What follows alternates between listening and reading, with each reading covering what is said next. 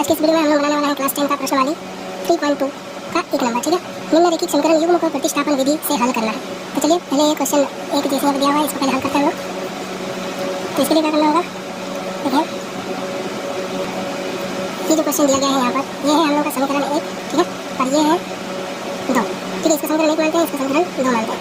चलिए आगे का प्रोसेस करते हैं। क्या करना है, पहले लिखना है आपको प्रतिस्थापन विधि से, प्रतिस्थापन विधि से समीकरण 2 से। ठीक है, ये समीकरण 2 है, इसको पहले लेते हैं हम लोग। आप इसको भी ले सकते हैं, इसको भी ले सकते हैं। हम लोग समीकरण 2 से यहाँ लिखेंगे हम लोग समीकरण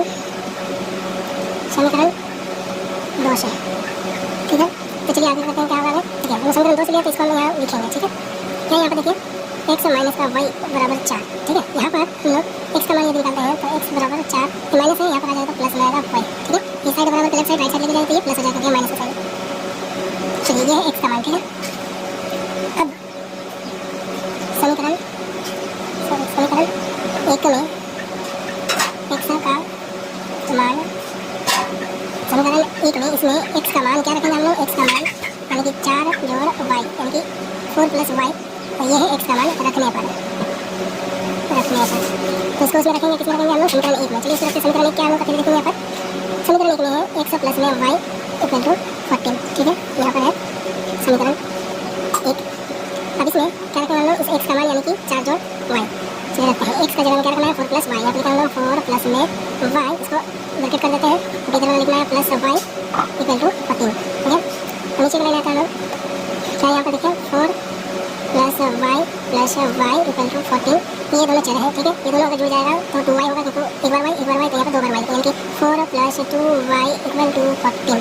ठीक है, अब क्या करना है, देखिए यहाँ पर ये है चर, इसका मान करेंगे तो 2y लिखेंगे, बराबर देंगे, फिर ये 14 यहाँ पर पॉजिटिव, देखिए यहाँ पर 4 है, यहाँ पर प्लस में इधर जाएगा तो माइनस आएगा 4, यानी कि 2y बराबर 14 में से 4 गया तो कितना बचता है 10। ठीक है, अब अगर y का मान निकालने जाए तो y बराबर 10, ये है यहाँ पर गुना में, इधर आएगा भागा में, लिखेंगे बटा में 2। तो इसको काटेंगे तो 2 5 10 कट गया, यानी कि y का मान हम लोग को निकल गया 5। ये है y का मान। अब देखिए यहाँ पर y का मान हम लोग को प्राप्त हो गया। अब y का मान समीकरण इसमें रखेंगे हम लोग, समीकरण 2 में रखेंगे। ठीक है, तो चलिए नेक्स्ट पेज में बनाते हैं। देखते हैं अब y का मान, y के मान को, या फिर y का मान, ठीक है, y के मान को समीकरण 2 में रखने पर,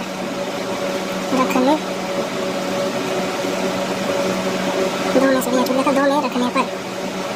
ठीक है, अब y के मान को समीकरण 2 में रखने पर, ठीक है, यानी कि क्या करना है, y का मान को समीकरण 2 में रखेंगे। समीकरण 2 हम लोग का कौन सा है, देखिए यहाँ समीकरण 2 हम लोग का ये है, इसमें हम लोग क्या करेंगे, y का मान को रखेंगे। ठीक है, तो चलिए यहाँ पर रखते हैं, बनाते हैं। देखिए पहले लिखेंगे हम लोग x माइनस y बराबर 4। ठीक है, हम लोग का y का मान कितना था 5 आता, तो सिंपल यहाँ पे x माइनस y की जगह में 5 लिख देंगे बराबर 4। तो यहाँ पर हम लिखेंगे x बराबर, ये 4 को पहले लिखेंगे, ये माइनस में 5 है, यहाँ प्लस में 5 हो जाएगा। अब हम लोग का x बराबर कितना है, 4 और 5 जोड़ेंगे 5 और 9। ठीक है, ये हम लोग का x का मान और y का मान हम लोग यहाँ निकाल कितना था, y का मान, तो देखिए y का मान है यहाँ पर 5, y का मान है यहाँ पर 5। ठीक है, अब यहाँ पर x का मान आ गया 9, तो हम लोग लिखेंगे x बराबर है हम लोग का 9